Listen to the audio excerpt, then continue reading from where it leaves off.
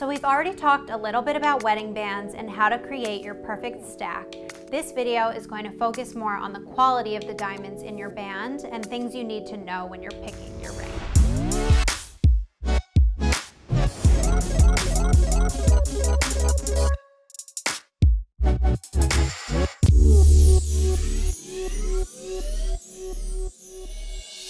So most wedding bands that you'll try on in a store are going to be sort of middle of the range quality in terms of color and clarity. So for example, all of our samples are done in an FG color, VS or SI1 clarity. They're not going to be certified because the cost to certify a diamond of this size would be very expensive. So instead, they're purchased in parcels, which are basically groupings of stones of similar quality. F and G go into one parcel. You won't necessarily find F specific and G specific colored stones. And if your jeweler knows what quality your center stone is, they'll do their best job to match that in a visual way so that they look comparable. Some people come in and say, you know, I don't actually love the quality of my engagement ring, so I would rather go with a higher quality for my wedding band.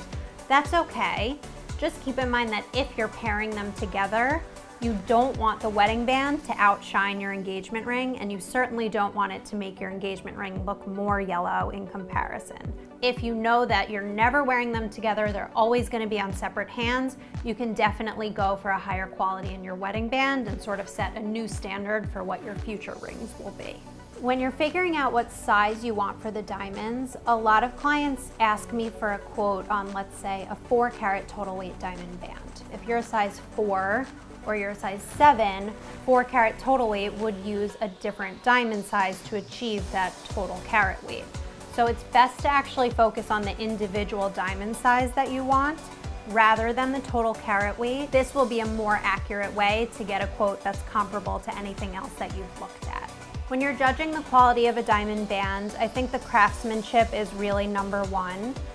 Any jeweler can really make a shared prom eternity band. That's sort of Diamonds 101 for a jeweler. However, not every jeweler will execute it in the same way. So it is really important not to just go for the cheapest option, but to assess the quality in person, see what it looks like in pictures if you can't go to see it in person, and make sure it's something that you're going to love. The nature of the beast with an eternity band is that you may lose a stone. This happens. It's not the jeweler's fault, it's not your fault, it's life. Wear and tear happens and they can always be replaced, but you should always make sure to take care of your jewelry. Don't wear an eternity band to the gym. Don't wear it to carry heavy bags or boxes. Just be mindful of how you're using these things. In general, wedding bands do come in a full range of qualities, so you can find exactly what you're looking for. If you're wanting to match your engagement ring, I think you should work with a jeweler who you trust, who knows what you're looking for, that will find the perfect layout of diamonds for your band.